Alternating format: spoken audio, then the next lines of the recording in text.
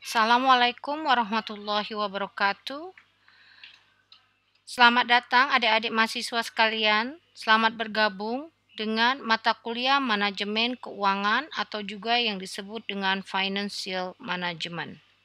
Baiklah, materi kita hari ini yang akan kita bahas itu yang pertama mengenai pendahuluan, yang kedua itu mengenai pengertian dan tujuan manajemen keuangan, yang terakhir itu saya ulas mengenai yang namanya laporan keuangan. Untuk referensi mata kuliah manajemen keuangan, adik-adik sekalian bisa baca di RPS yang sudah disediakan di Google Classroom untuk mata kuliah manajemen keuangan.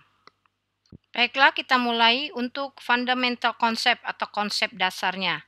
Seperti yang kita ketahui semua, fungsi-fungsi perusahaan itu terdiri dari fungsi pemasaran, produksi, keuangan, dan personalia atau yang disebut juga dengan SDM. Ada juga yang menambahkan dengan fungsi statistik dan informasi. Tetapi keberhasilan atau kegagalan suatu usaha atau suatu bisnis hampir sebagian besar sangat ditentukan oleh kualitas keputusan dari keuangan atau pengambilan keputusan pada keuangan perusahaan. Selanjutnya, kita bahas masalah yang sering dihadapi oleh perusahaan atau dalam suatu bisnis. Jadi, masalah yang sering timbul dan dihadapi oleh seorang manajer keuangan dalam suatu perusahaan atau dalam suatu bisnis itu adalah yang pertama yang harus kita perhatikan, apakah kira-kira investasi yang dilakukan oleh perusahaan atau bisnis tersebut dapat menghasilkan profit atau profitable? Dari manakah dana sumber pembiayaan investasi itu diperoleh? Bisa jadi dari eksternal atau bisa dalam bentuk hutang atau dari modal sendiri. Nah, itu yang perlu dipikirkan oleh manajer keuangan. Yang ketiga adalah berapa besar kas yang harus selalu ada di dalam perusahaan. Jadi bila terjadi sesuatu hal yang tidak diinginkan, kas itu bisa cepat dicairkan atau dijadikan uang cash. Nah, yang keempat itu adalah kredit macam apa untuk konsumen. Jadi kredit itu perlu kita perhatikan ya, penjualan dalam hal ini adalah penjualan kredit. Nah, bentuknya bagaimana? Nah, itu perlu diperhatikan oleh yang namanya manajer keuangan. Yang kelima itu adalah berapa persediaan yang harus dipertahankan dan berapa persediaan yang bisa dijadikan untuk produksi atau untuk sebagai output, baik itu barang ataupun itu jasa. Masalah yang dihadapi oleh manajer keuangan selanjutnya itu adalah haruskah laba yang diperoleh itu dipertahankan untuk diinvestasi kembali atau dibagikan kepada para pemegang saham. Nah, itu perlu pemikiran yang harus tepat oleh yang namanya manajer keuangan. Yang selanjutnya adalah bagaimana kebijakan dividen yang optimal, karena yang namanya perusahaan itu adalah memaksimalkan kesejahteraan pemegang saham. Nah, kalau pemegang saham ini sendiri tidak sejahtera atau dividen, mereka merasa dividen yang didapat itu tidaklah optimal. Nah, bagaimana? Nah, itu harus sekali dipikirkan oleh yang namanya manajer keuangan perusahaan. Yang kedelapan itu adalah bagaimana keseimbangan antara resiko dan tingkat keuntungan. Of course, ini harus dipertimbangkan keseimbangannya. High risk, high return, low risk, low return. Nah, ini menjadi pemikiran yang sangat-sangat perlu pada zaman seperti sekarang ini, pada era COVID-19 sekarang ini. Bagaimana resiko yang dihadapi, bagaimana keuntungan untuk perusahaan. Jadi itu yang perlu manajer keuangan di dalam bisnis atau di dalam perusahaan perlu pikirkan secara matang. Baiklah, saya lanjutkan. Apa sih sebenarnya tugas manajer keuangan? Kok berat sekali manajer keuangan ini? Jadi secara garis besar, tugas manajer keuangan ini yang bisa disimpulkan dari masalah-masalah yang dihadapi sebelumnya, itu adalah yang pertama itu adalah keputusan investasi atau use of funds dari bisnis itu sendiri atau dari perusahaan itu sendiri. Yang kedua, yang perlu diperhatikan menjadi tugas manajer keuangan itu adalah keputusan pemenuhan kebutuhan dana atau source of fund. Nah, kira-kira dana ini mau dibutuhkan dari pihak eksternal atau pihak internal. Kalau pihak eksternal itu kan dapat berupa yang namanya hutang ya, atau mungkin menjual saham pada pasar modal. Nah, kalau pihak internal ini sendiri adalah laba ditahan ya, yang akan menjadi modal sendiri. Sedangkan kalau dibagikan itu disebut juga dengan dividen. Nah, yang ketiga itu adalah kebijakan dividen.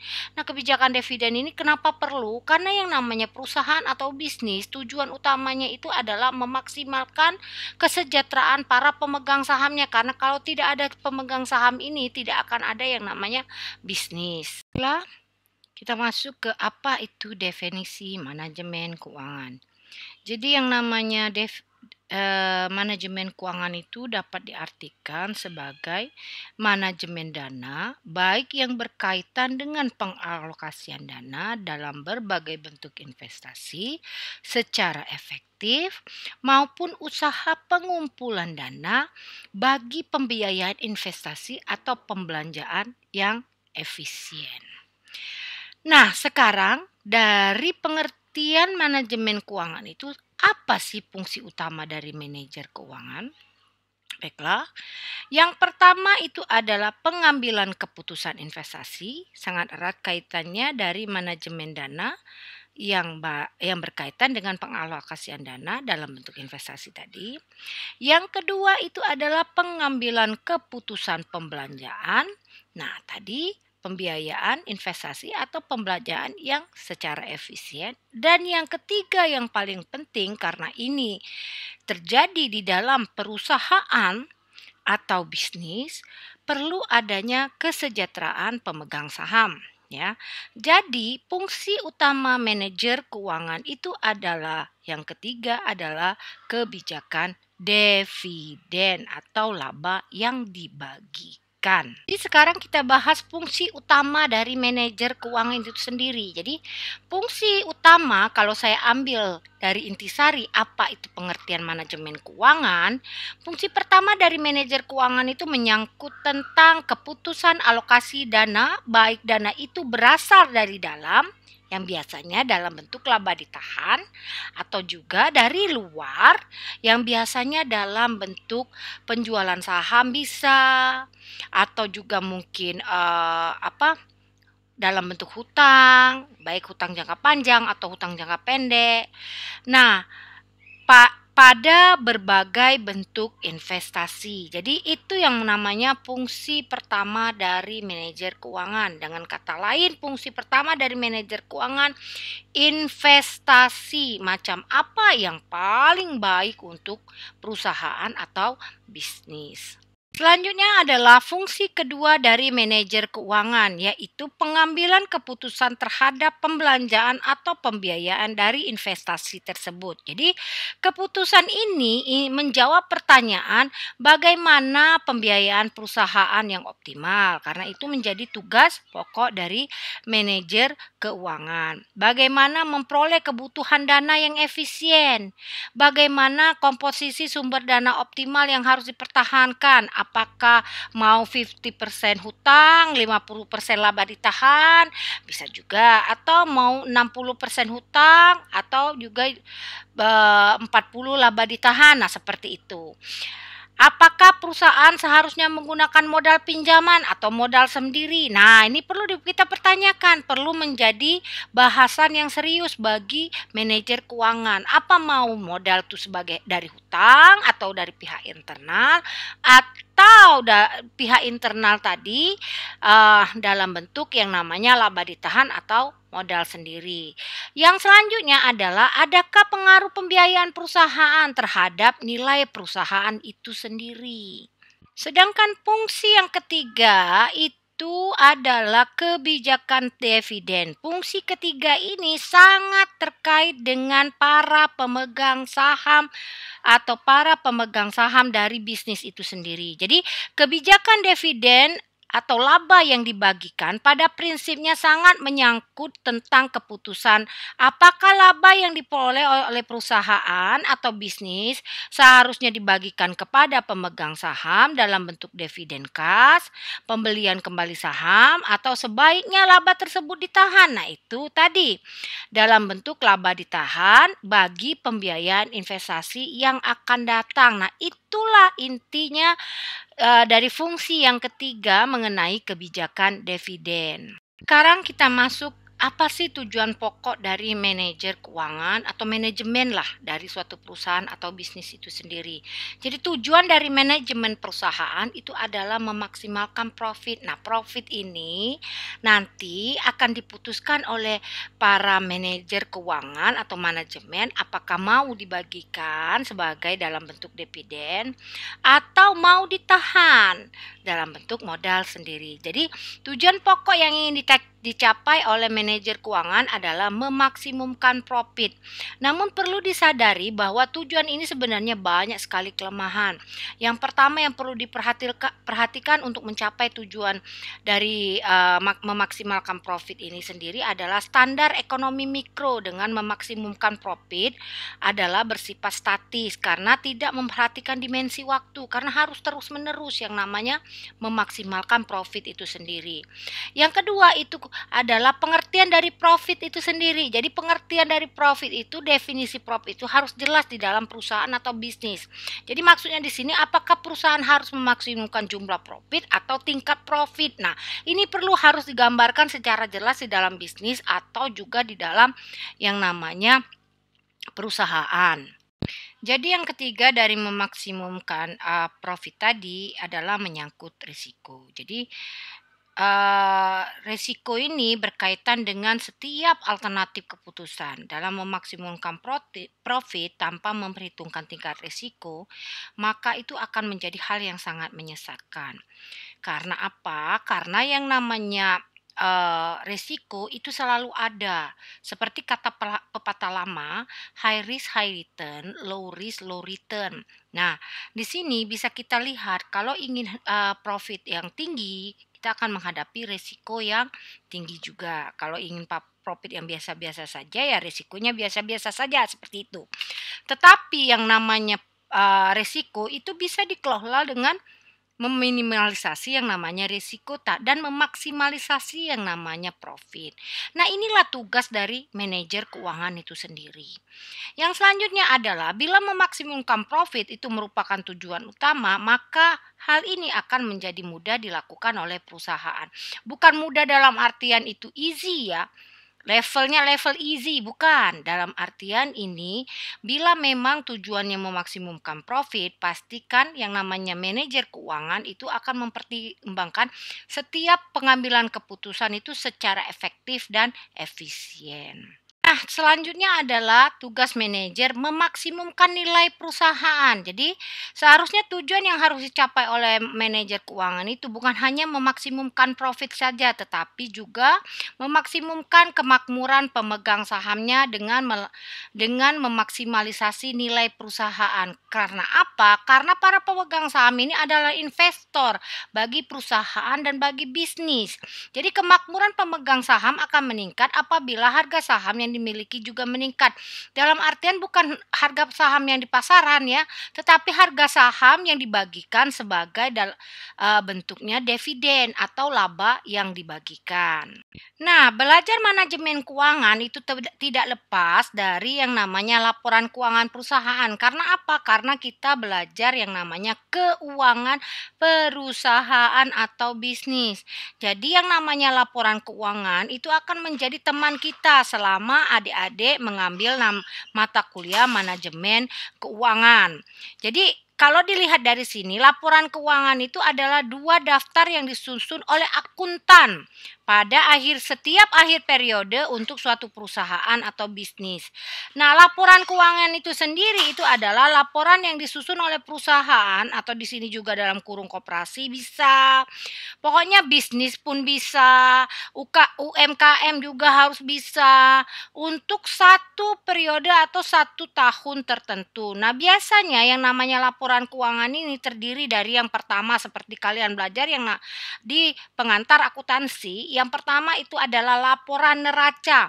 Yang kedua itu adalah laporan rugi laba dan yang ketiga itu adalah laporan lainnya, misalkan laporan arus kas, laporan penyetaraan modal dan lain-lain. Baiklah, apa sih pentingnya laporan keuangan? Laporan keuangan itu digunakan untuk mengetahui yang pertama itu adalah kondisi keuangan perusahaan tersebut atau bisnis tersebut. Yang kedua adalah perkembangan usaha perusahaan. Jadi, itu pentingnya laporan keuangan. Nah, sekarang adalah tujuan dari laporan keuangan. Tujuan dari laporan keuangan adalah memberikan informasi bagi pihak-pihak dalam pengambilan keputusan. Nah, pihak-pihak ini terdiri dari satu, manajemen perusahaan. Ya, of course lah yang namanya manajemen perusahaan itu harus tahu terlebih dahulu karena yang namanya manajer keuangan itu adalah bagian dari manajemen perusahaan.